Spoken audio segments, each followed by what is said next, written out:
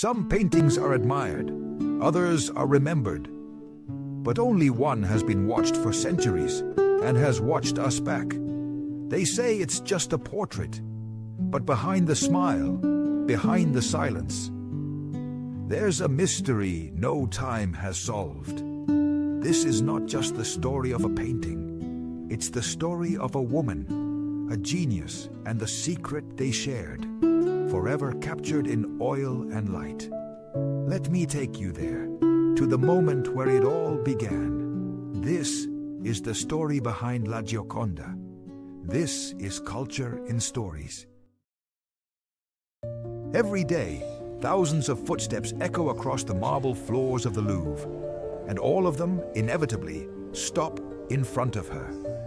There she rests, small, silent, protected behind glass, bearing the most famous smile in the world. People gather, lift their cameras, and fall silent, as if, by looking closely, they might glimpse something more than just paint. But few know that behind those still eyes and that barely drawn smile lies a story that was never fully told. But who was she, really? Where did that gaze come from? The one that crosses centuries.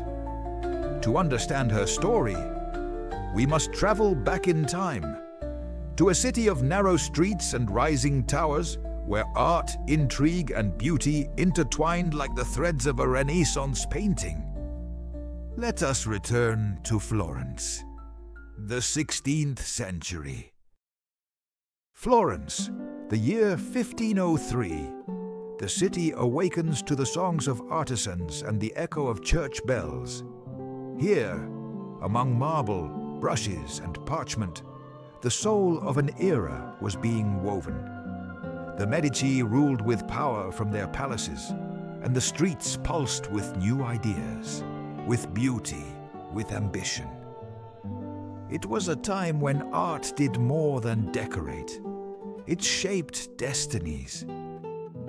High above, in a stone house where sunlight barely slipped through the glass, worked a man who dreamed of wings, of bones, of beauty. Leonardo da Vinci was not just a painter. He was an alchemist of ideas, a sculptor of dreams, an anatomist of the soul. Here, among compasses, vials, and sketches, he sought to understand the universe, and then capture it with a single line of ink on paper. It was an ordinary day, but one of those that quietly changes history. Francesco del Giocondo, a respected Florentine merchant, stepped through the door with his wife. She was Lisa Gherardini. Leonardo, ever curious, watched them closely. He couldn't yet imagine what that moment would bring, but something in Lisa's gaze held him still. In silence, an idea was born. What took shape that day wasn't just a portrait. It was a promise of eternity. Master da Vinci, it is an honor to finally meet you. I've heard of your gift, not only in capturing the face, but also the spirit. I would like to commission a portrait of my wife, Lisa, a portrait worthy of her and of your art. They say faces speak, but some only whisper.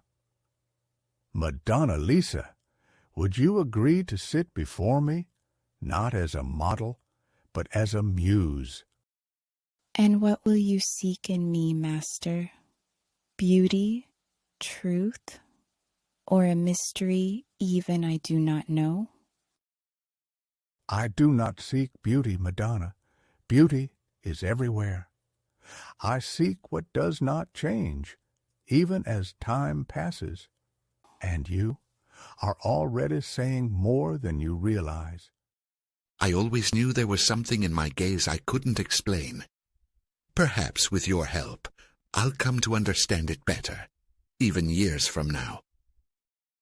Then let us begin. The light is perfect, and the story is ready to be written. They say the eyes speak, and sometimes a single glance is enough to understand an entire soul. He, the genius who analyzed everything. She, the woman who said nothing, but revealed everything. In that moment, they were no longer master and model, but mirror and reflection.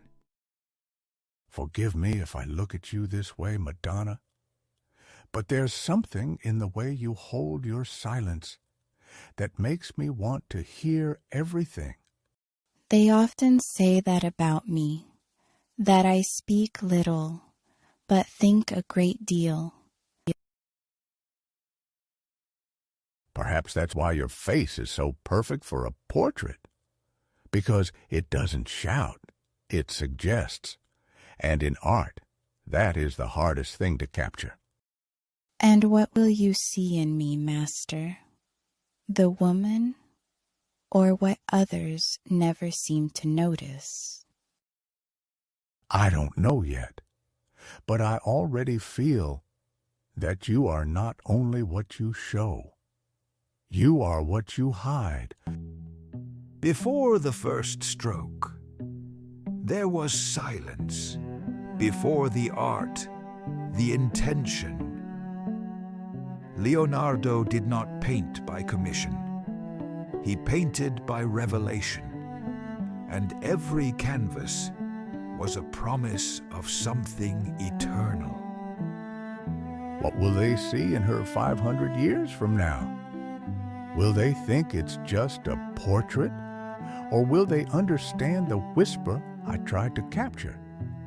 That the soul also has a face, and that it doesn't always smile to be understood. Lisa sat with the serenity of someone who did not need to be seen, to be remembered. Her hands steady and soft, her expression simple and eternal. Leonardo never asked her to smile, and yet it was there. An expression that was neither laughter nor sorrow, only truth.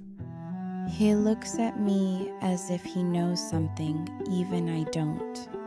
And I don't know whether to let myself be seen or keep hiding behind this calm.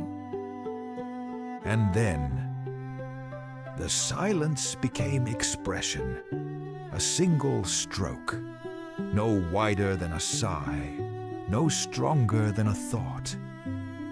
That was the beginning, not just of a portrait, but of a promise that something of her would never die. Days passed, and the canvas began to speak, in a soft voice, in gentle ink. But Leonardo didn't see a painting. He saw a presence. He didn't know if he had finished it, or if she, from within the painting, was still changing beneath his eyes. There is something in you I cannot quite reach, as if each stroke takes me one step further from the truth. Is it you watching me now, or your shadow refusing to be captured? You are not complete, and yet you already live. There are no lines, no borders, only a haze of light and shadow. Leonardo invented sfumato to keep the gaze from being interrupted, so the soul wouldn't stumble over the edges, but could glide freely through the mystery of the face. The human eye doesn't see edges, only transitions. And between the light and the shadow, truth lives. Whether she smiles or not, let the one who looks decide. And so, he finished painting her. But he didn't deliver it. He didn't hang it. He didn't sign it. Leonardo covered his work like one preserves a relic, or hides a love.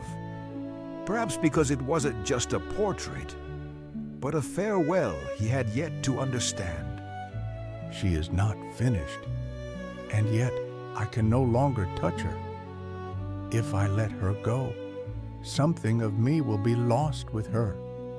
But if I keep her, perhaps someday they'll understand what I meant to say without words.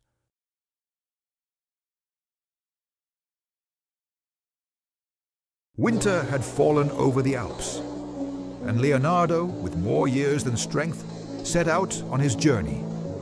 He carried no gold, no supplies, no maps, only a